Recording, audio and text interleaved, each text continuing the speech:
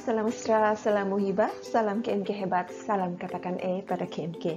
Bertemu kembali dalam subjek kesusastraan Melayu Komunikatif bersama saya, Cikgu Koni. Jom kita belajar pembangunan masyarakat di bawah tajuk 2.1 Pendidikan. Sebelum pergi lebih jauh, jom kita teliti dahulu apa itu pendidikan. Dari segi konsepnya, pendidikan merujuk kepada perihal mendidik atau proses membentuk manusia secara menyeluruh dan seimbang. Dalam membincangkan tentang tajuk pendidikan di bawah konteks pembangunan masyarakat, pelajar perlu berhati-hati dan jangan terkeliru dengan tajuk ilmu di bawah pembangunan insan. Kalau untuk tajuk pendidikan di bawah pembangunan masyarakat, pelajar perlu mengemukakan dua perkara. Yang pertama, nyatakan ilmu apa yang ada dipelajari di dalam teks Sulalatus Salatin. Artinya, ilmu ini ada diberikan dalam bentuk pendidikan secara langsung kepada masyarakat pada waktu itu. Manakala yang kedua, pelajar perlu kemukakan setelah kemukakan apa bentuk ilmu, nyatakan apa kepentingan pendidikan ilmu tersebut. Misalnya di dalam teks Sulalatus Salatin ada dinyatakan tentang pendidikan ilmu agama dan ilmu kaca. Kemudian setelah pelajar kemukakan jenis ilmu yang dipelajari ini, jenis ilmu yang diberi pendidikan ini, barulah pelajar sokong dengan kepentingan pendidikan ilmu tersebut. Okey, jadi artinya ilmu yang diberi, pendidikan ilmu yang diberikan dalam masyarakat berdasarkan teks Sulalatus Salatin itu merupakan fakta wajib yang perlu disentuh oleh pelajar, manakala kepentingan ini yang dimasukkan dalam bahagian fakta selepas pelajar nyatakan bentuk ilmu yang dipelajari ini merupakan ujahan kepada ilmu yang dipelajari.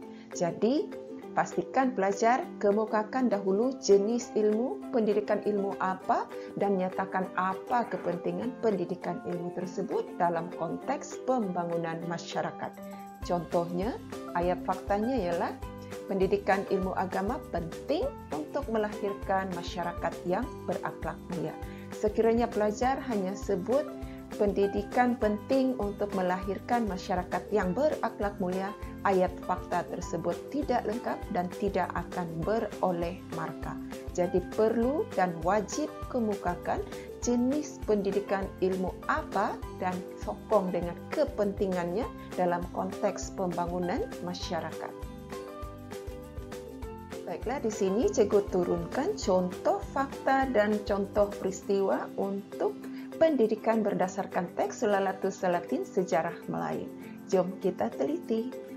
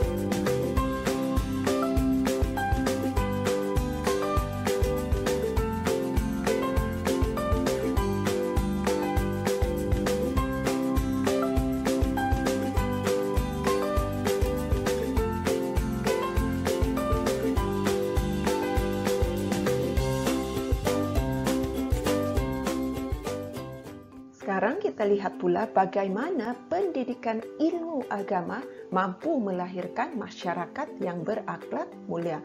Jadi artinya sekarang kita berfokuskan kepada satu pendidikan sahaja, iaitu pendidikan ilmu agama dan bagaimana pendidikan ilmu agama mampu melahirkan masyarakat yang berakhlak mulia berdasarkan teks Sulalatus Salatin Sejarah Melayu.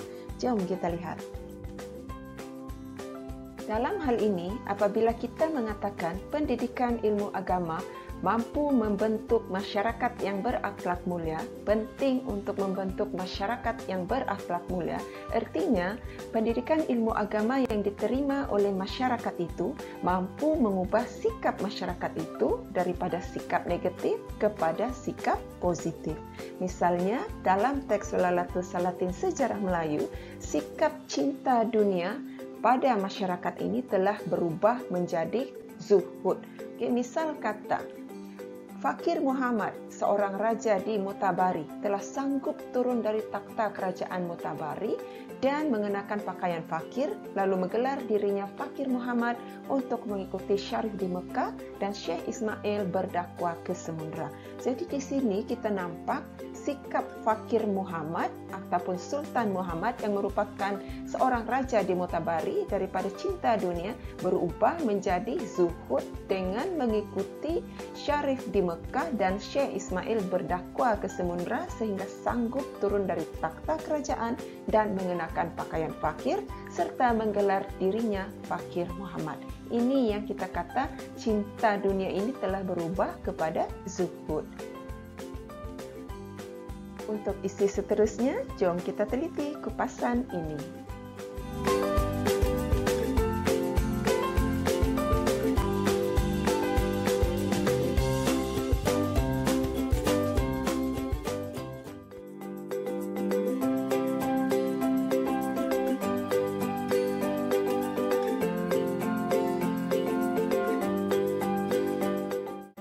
Baiklah anak-anak, di sini cikgu turunkan contoh soalan untuk tajuk ini, yaitu pendidikan. Pendidikan melahirkan masyarakat yang berpengetahuan.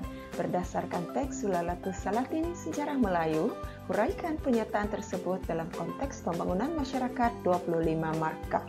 Okey, rasanya pelajar sudah sedia maklum bahawa soalan ini adalah soalan tunggal, dan untuk soalan tunggal, pelajar perlu kemukakan jawapan secara berformat, iaitu perlu terdiri daripada pengenalan, isi dan penutup. Dalam bahagian pengenalan, calon atau pelajar perlu mengemukakan 3 ayat. Pada bahagian isi, pelajar perlu menulis 5 isi, manakala pada bahagian penutup, pelajar perlu mengemukakan 2 ayat. Jadi sekarang cikgu ingin jelaskan untuk bahagian isi. Okey, jadi oleh sebab soalan ini kata tugasnya ialah huraikan, maka untuk setiap perenggan isi, pelajar perlu kemukakan fakta, huraian pro fakta, contoh dan kesimpulan kecil. Bermakna 5 isi itu tadi perlu ada fakta, huraian pro fakta, contoh dan kesimpulan kecil. Ini pula ialah contoh jawapan untuk soalan itu tadi. 1 perenggan jawapan untuk contoh soalan itu tadi. Yang mana kita katakan setiap perenggan isi perlu terdiri daripada fakta, huraian pro fakta, contoh dan kesimpulan kecil. Okey, kita lihat fakta. Pendidikan ilmu agama penting untuk melahirkan masyarakat yang berakhlak mulia. Dalam ayat fakta, pelajar perlu sebut pendidikan ilmu apa. So, ilmu agama. Pendidikan ilmu agama. Mesti sebut pendidikan ilmu apa. Kemudian setelah itu sambung dengan kepentingan pendidikan ilmu tersebut.